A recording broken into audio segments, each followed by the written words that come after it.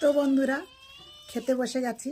তো আজকের খেতে বসে কিছু কথা আপনাদেরকে বলবো।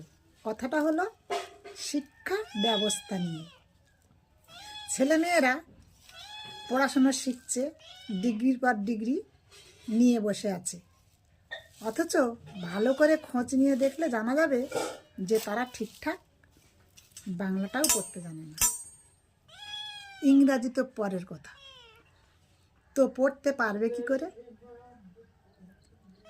যে সময় পড়ার কথা, শেখার কথা, বোঝার কথা, সেই সময়টাই তো পাস ফেল করে বলে কোনো জিনিসই ছিল না। পড়লে তো তবেই তো শিখবে বাংলা পড়াটা বা ইংরাজি পড়াটা। না পড়েই যদি পাস হয়ে যায় তাহলে শিখবে কি করে? বুঝতে পারছেন কি বলতে চাইছি? তো শিক্ষা ব্যবস্থা ছেলে মেয়েদের জীবনটাই নষ্ট করে দিয়েছে। হ্যাঁ, পড়াশুনো করছে, ডিগ্রি নিচ্ছে, এগিয়ে যাচ্ছে, কিন্তু কাজের বেলা এই যে ঘন্টা, বুঝলেন?